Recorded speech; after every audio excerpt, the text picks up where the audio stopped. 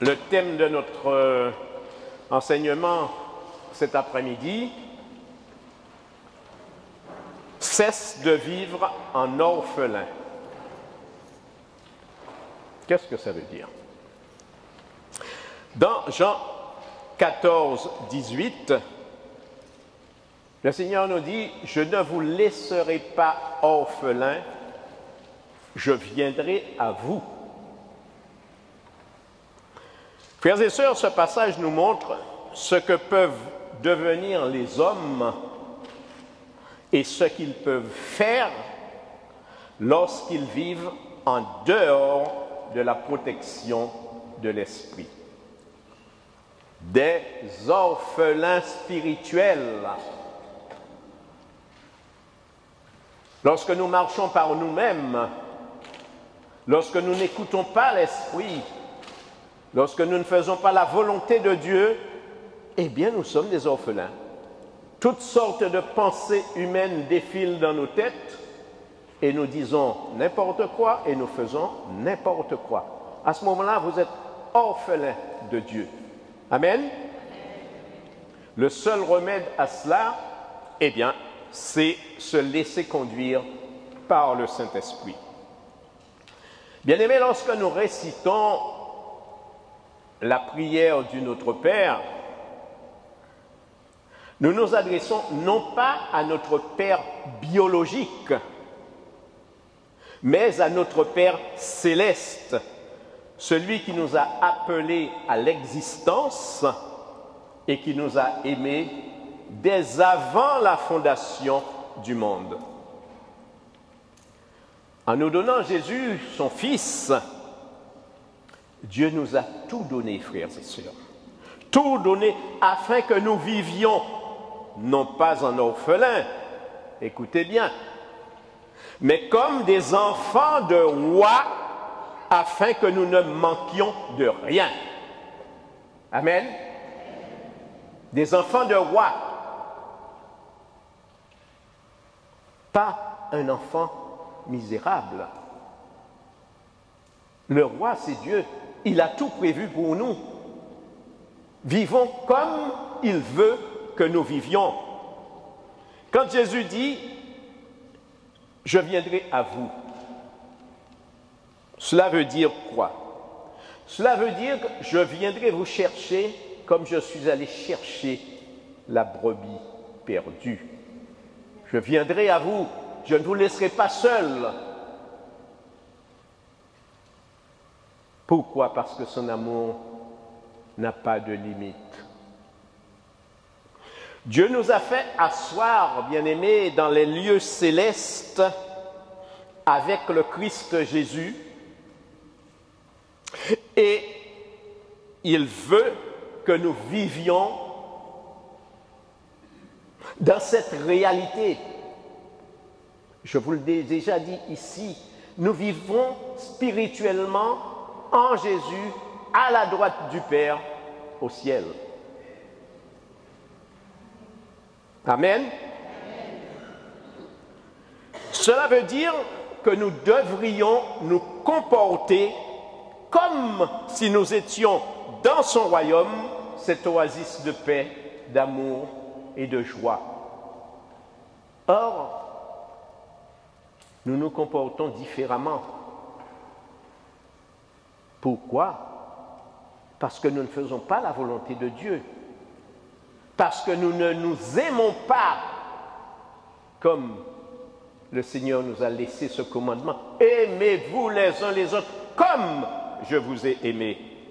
Quelqu'un a dit Amen? Amen. Mais souvent, nous ignorons la présence de Dieu à nos côtés. Nous sommes en train de pleurnicher. Nous oublions sa présence à nos côtés. Nous lui tournons le dos, nous nous éloignons de lui. Lui qui est pourtant plein d'amour, riche en miséricorde. Et nous vivons comme des orphelins sans père. Dieu n'a pas fixé de limite à sa bonté, frères et sœurs, ni à sa générosité, et encore moins à sa grâce. Lorsque Dieu donne, il n'est pas chiche. Il nous donne librement. Il nous donne tout ce que nous voulons. Il pourvoit à nos besoins. Mais qu'est-ce que nous faisons? Oui, toujours cette attitude de petit orphelin, j'ai plus de père. Ben, écoutez, je vais quémander. Non! Nous sommes enfants de roi. Et nous devons agir comme des enfants de roi. Dieu nous a tout donné. Il faut s'habituer à cette vie, frères et sœurs. Il faut s'habituer à cette vie. À l'apôtre Paul qui lui demandait de lui ôter l'écharde qu'il portait à 3 reprises, Jésus lui répondit, « Ma grâce te suffit. » Alors imaginez l'immensité de la grâce. Elle est infinie. Et il nous dit, « Ma puissance s'accomplit dans ta faiblesse. » D'ailleurs, l'apôtre dit un peu plus loin, c'est quand je suis faible, c'est alors que je suis fort. Amen. Pourquoi? Parce que cette faveur imméritée, cette grâce, elle est inépuisable, je vous ai dit. Il n'attend qu'une chose, que nous revenions à lui. Revenez à moi. Nous lui tournons le dos et comme un mendiant de l'amour, il nous dit, reviens, reviens à moi. Et ce que Dieu dit, c'est pour chacun de nous ici. Reviens, reviens à moi.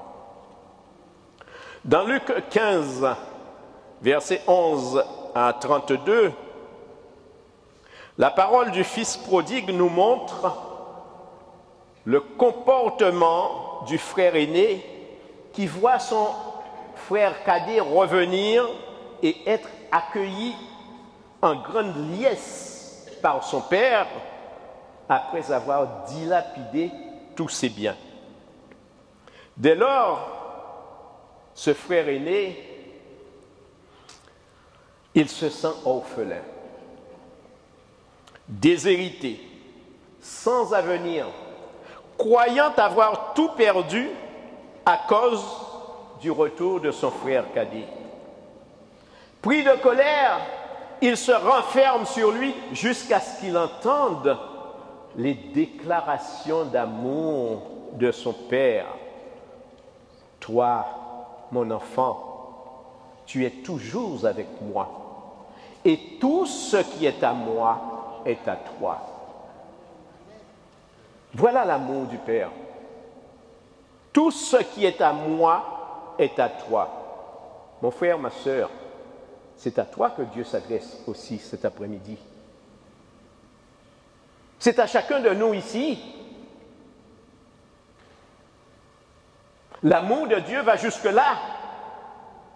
Mon frère, ma sœur, Dieu te dit encore,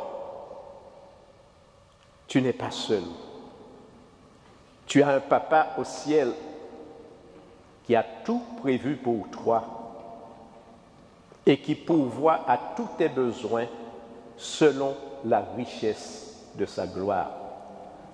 Et vous savez que la gloire de Dieu, elle est immense.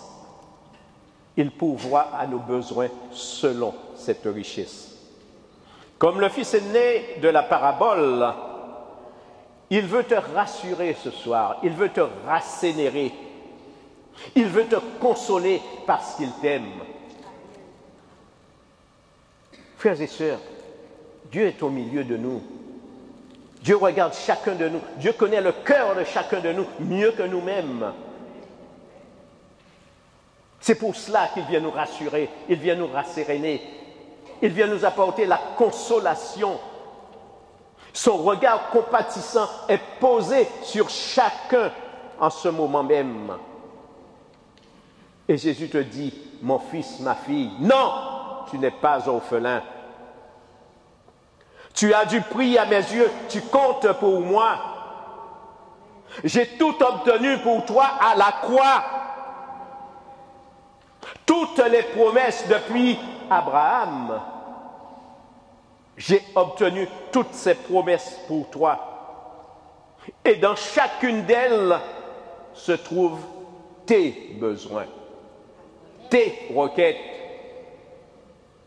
Tout ce que tu veux, tout ce que tu désires se trouve dans les promesses de Dieu.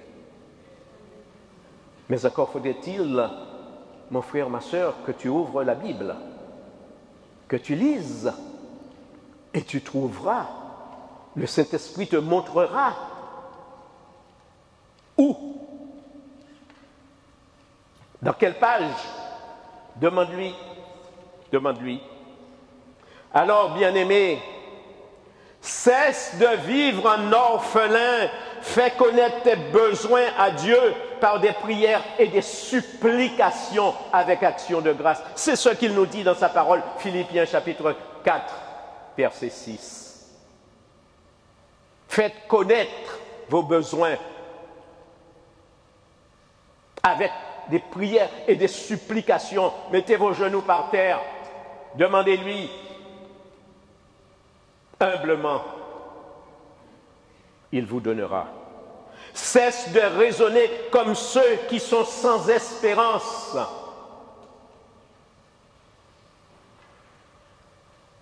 Cesse de te lamenter, de te plaindre auprès des autres. Cesse de te plaindre de ton passé. Laisse ton passé derrière toi et ordonne-lui d'arrêter de te suivre. Tu es une nouvelle créature. Toutes choses anciennes sont passées, toutes choses sont devenues. Vous le savez. Alors mettez-le en pratique. Enferme-toi dans ta chambre, la chambre de ton cœur, cette chambre intime où tu peux rencontrer Dieu, lui parler, faire ce petit cœur à cœur avec lui, chuchoter à son oreille, Seigneur, je t'aime. Il te répondra, moi aussi. Prenons le temps. Prenons le temps de prier notre Papa d'amour. N'ayons pas peur, frères et sœurs. Enferme-toi dans ta chambre, je te dis. Demande au Saint-Esprit de te guider, de t'éclairer, de te conduire dans tout ce que tu entreprends. Ne mets pas un frein au projet que Dieu a conçu et formé pour toi. Jérémie 29, 11. Je connais le projet que j'ai formé pour toi. Un projet non pas de malheur, mais un projet de bonheur, fait d'un avenir et d'une espérance. Waouh! Il est fort, notre Dieu. Dès avant la fondation du monde, il avait déjà prévu ce projet-là pour chacun de nous. À nous de l'écouter, de faire sa volonté. Mon frère, ma sœur, écoute-moi bien. Ton avenir, c'est l'excellence. Ton espérance, c'est l'assurance vie en Jésus-Christ. Quelqu'un a dit Amen? Amen. Écoute ce que dit l'Écriture. Il est bon, notre Dieu. Il est bon. Dans Matthieu 7, versets 7 à 11. Vous le connaissez très bien. Demandez et l'on vous donnera, cherchez et vous trouverez, frappez et l'on vous ouvrira. Car quiconque demande reçoit, celui qui cherche trouve, et on l'ouvre à celui qui frappe. Et il poursuit. Lequel de vous, donnera une pierre à son fils s'il lui demande du pain? Ou s'il demande un poisson, lui donnera-t-il un serpent? Si donc vous qui êtes mauvais, vous savez donner de bonnes choses à vos enfants, à combien plus forte raison votre Père du ciel donnera-t-il de bonnes choses à ceux qui le lui demandent? Amen. Mon frère, ma sœur, bien-aimé en Christ, cet après-midi, tourne-toi vers ton Seigneur. N'aie pas peur. Dans la foi, demande-lui ce que tu veux.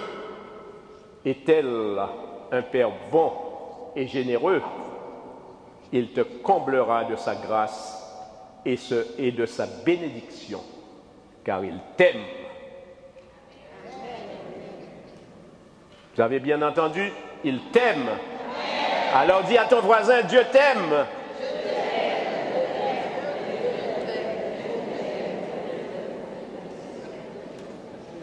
Amen.